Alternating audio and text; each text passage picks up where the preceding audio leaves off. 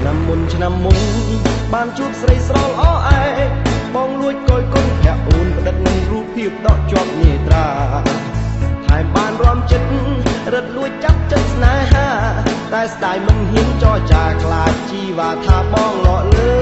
យឆ្នាំនេះជួបទៀត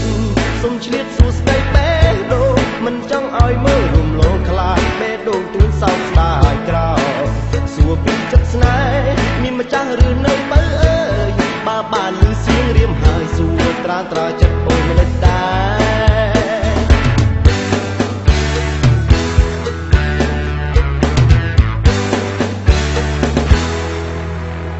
មួយឆ្នាំកន្លងដែលបងគេនឹកវមិត្តឬនេះជាព្រំលិខិតទើបកំរិតឲ្យជួបជាថ្មីខ្លាចឃ្លៀតម្ដងទៀតទើបឆ្លៀតសួរចិត្តស្រីថ្លៃចិត្តបងពិតជាភក្តីសូមចរណៃមេត្តាយល់ចិត្តបងសូមដឹងទាំងចិត្តទាំងកាយណាថ្លៃប្រពៃណីខ្មែរជាគេមិនឲ្យថ្លៃអូនមានអបអរចូលតាមក្បួនច្បាប់បើសិនអូនឆ្លើយថាប្រមក្រោយពេលចូលឆ្នាំកន្លងជួស្ដីអូនបើគិតយ៉ាងណា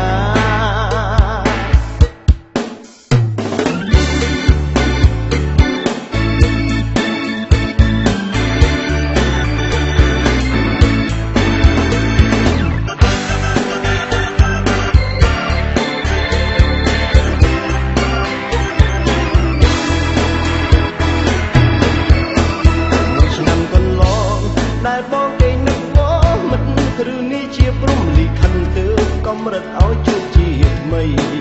ខ្លាចឃ្លៀតម្ដងទៀតទើបឆ្លៀតសួរចិត្តស្រីថ្លៃចិត្តបងពិតជាភក្តីសូមចរណៃមេត្តាយល់ចិត្តបងសូមដឹងទាំងចិត្តទាំងកាយណាថ្លៃប្រពៃណីខ្មែរជាគេមិនឲ្យថ្លៃអូនមានអបអរចូលតាមក្បួនច្បាប់បើសិនអូនឆ្លើយថាប្រមក្រោយពេលចូលឆ្នាំកន្លងជួស្ដីអូនបើគិតយ៉ាងណាក្រោយពេលចូលឆ្នាំកន្លងចូលស្ដីអូ